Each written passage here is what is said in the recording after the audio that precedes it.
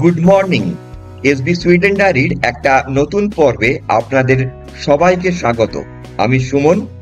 আর আপনারা তো জানেন আমরা আমাদের এই ছুটিতে ঘুরতে এসেছি। মাদেরা আইল্যান্ড ঘুরে আমরা কালকে লিসবন থেকে ড্রাইভ করে অ্যালগারভের লাগোসে এসে উঠেছি। ভিডিও এডিট করতে গিয়ে দেখলাম যে আজকের যে কর্মকাণ্ড আমাদের সেগুলোর বেশিরভাগ ফাইল কোনো কারণে করাপ্ট করে গেছে।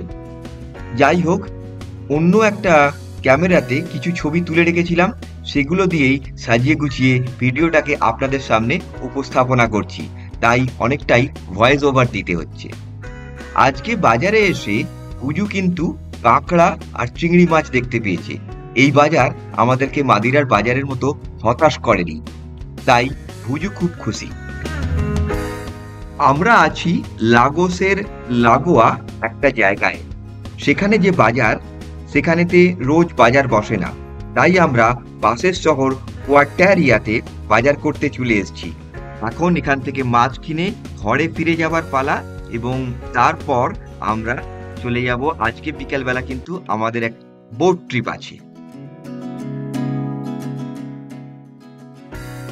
আমরা আছি পর্তুগালের দক্ষিণ প্রান্তে, বলা যেতে পারে দক্ষিণ পশ্চিম প্রান্তে। এই জায়গায় প্রচুর বিখ্যাত কেভস আছে, যেগুলো সমুদ্রের একদম পাড়ে, অর্থাৎ সমুদ্রের জল গিয়ে পাহাড়ে ধাক্কা মারছে এবং সেখানে বিভিন্ন রকম কেভ ফরমেশন হয়েছে, সেগুলো খুবই বিখ্যাত। আজকে আমরা একটা বোট ট্রিপ নিয়েছি। বোটে করে আমরা সেই কেভসগুলোকে দেখব। ন্যাচারালি আমরা খুব এক্সাইটেড এবং আশা করি আপনাদেরকেও খুব ভালো জিনিস দেখাতে পারবো। এখন বাজে বিকাল 5টা, টেম্পারেচার প্রায় 35 ডিগ্রি।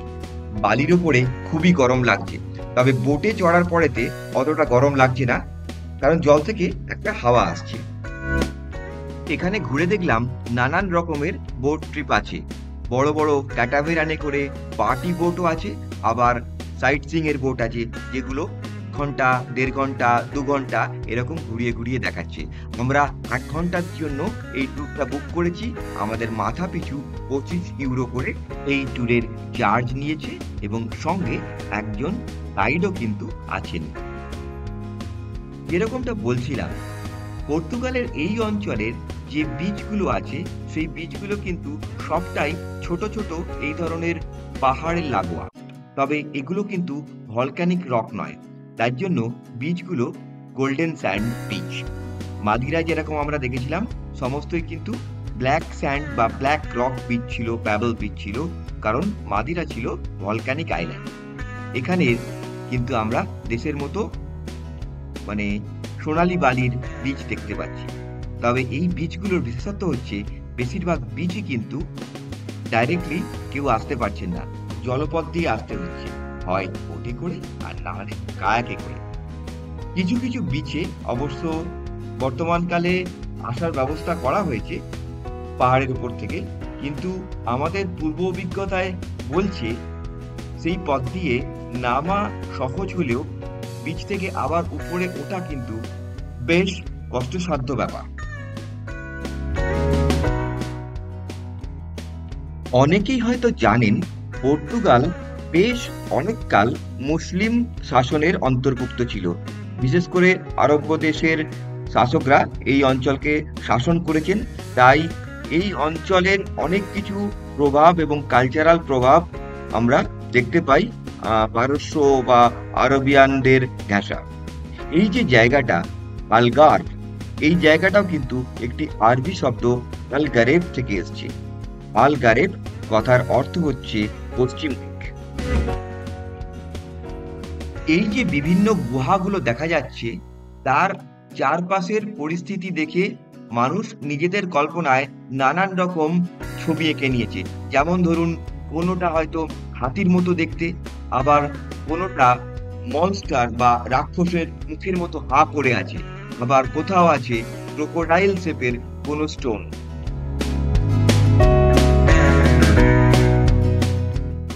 তবে আমাদের গাইডের মত অনুযায়ী সব থেকে সুন্দর বীচ হচ্ছে মারিনহা বীচ।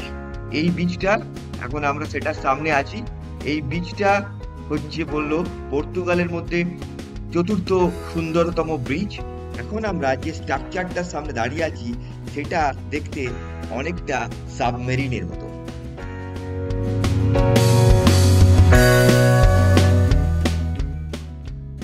আর এখন আমরা যে গুহাটার ভেতরে ঢুকছি সেটার চারদিকে কিন্তু লাল কালারের যেন কেউ ছবি এঁকে দিয়েছে।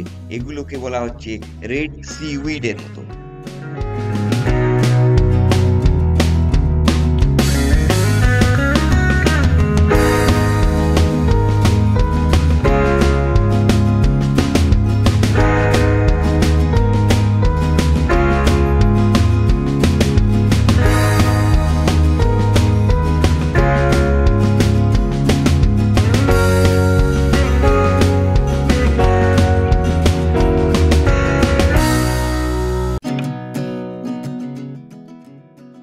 মাঝে মাঝে এমন সব গুহা আছে যে গুহাগুলোর ভিতরে মাথা নিচু করে ঢুকতে হচ্ছে, মনে হচ্ছে পোকটা যেন গিয়ে ধাক্কা মারবে, আর ভিতরে ঘুটঘুটে অন্ধকার।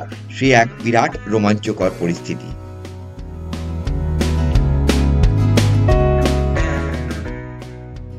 আর এবার অপেক্ষার অবসান। প্রায় 25টা গুহা দেখার পরে আমরা চলে এলাম বিশ্ববিখ্যাত পানাগিল কেভের সামনে।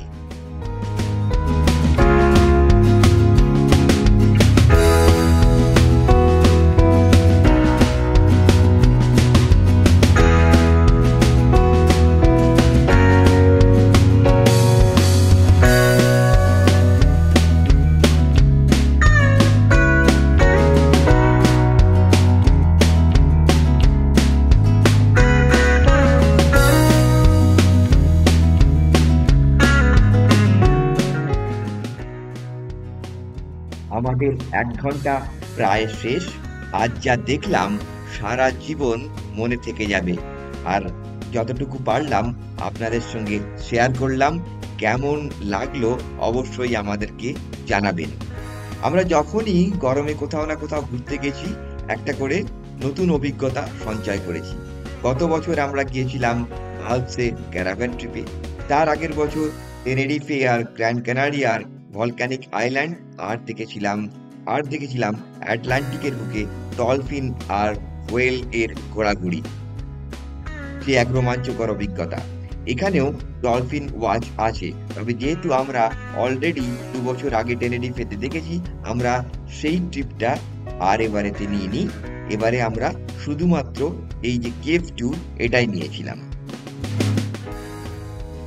বোট ট্রিপ করার পরেতে গাড়ি নিয়ে আমরা চলে এলাম মারিনহো বিচের ঠিক উপরের অংশে। এখান থেকে নাকি দারুণ একটা কোস্টাল ওয়াক আছে 4.5 কিলোমিটারের। তবে আমরা জানি না আমরা আজকে কতটা যেতে পারবো, কারণ অলরেডি সূর্যাস্ত হওয়ার সময় হয়ে গেছে। আর বাবলি বায়না করেছে যে আজকে ইন্ডিয়ান রেস্টুরেন্টে রাত্রেবেলা ডিনার করবে।